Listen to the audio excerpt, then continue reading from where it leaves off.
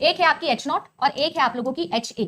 H0 not लगा हुआ है, नॉट का मतलब होता है नल, और जो ये नल हाइपोथेसिस होती है ना, ये है आप लोगों की मेन हाइपोथेसिस। अब मैं इसको मेन हाइपोथेसिस क्यों बोलती हूँ, ये वो हाइपोथेसिस है जिसे टेस्ट किया जाता है, और जो पावर ऑफ टेस्ट है, क्या बोल रही हूँ, पावर ऑफ टेस्ट, किसका टेस्ट मैम, हाइपोथेसिस टेस्टिंग वाला टेस्ट, वो क्या है, to prove hypothesis this hypothesis wrong. भाई ये क्या बात हुई, पहले तो हाइपोथेसिस बनाओ फिर उसको गलत भी प्रूव करो, यही पावर ऑफ टेस्ट है। जितने अच्छे से नल हाइपोथेसिस गलत प्रूव करोगे उतना अच्छा आपका टेस्ट माना जाएगा। इमेजिन नल हाइपोथेसिस हम ऐसे डिफाइन करते हैं, देयर इज नो स्टैटिस्टिकल, क्या बोल रही हूं, no statistical difference between independent variable and dependent variable. ये हर चीज के अंदर जब इक्वालिटी की बात कर दूं, चाहे फॉर एग्जांपल मेरे पास में, मैंने अभी प्लांट का एग्जांपल लिया, तो मेरे पास में क्या है जी, दो फर्टिलाइजर्स हैं, है ना, ये प्लांट है, प्लांट ए, फर्टिलाइजर है F, ठीक है, और फर्टिलाइजर है F2।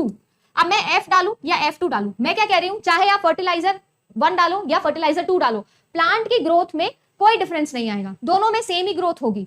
ये कहता है, अगर मैं ये हाइपोथेसिस बना दूं तो वो क्या होती है, नल हाइपोथेसिस होती है। और इसे गलत प्रूव कर दूं, यानी कि कितने सारे ऑल्टरनेटिव निकल जाएंगे कि नहीं नहीं, आप लोग फर्टिलाइजर 1 डालो तो ग्रोथ ज्यादा होती है, नहीं फर्टिलाइजर 2 डालो तो ग्रोथ ज्यादा होती है, 1 से कम हो रही है, 2 से कम हो रही है, दोनों को मिक्स करके, मतलब बहुत सारे ऑल्टरनेटिव निकल सकते हैं। और वो सारे के सारे ऑल्टरनेटिव्स कहां आते हैं, ऑल्टरनेटिव हाइपोथेसिस में आते हैं, जिसको हम लोग रिसर्च हाइपोथेसिस भी कहते हैं।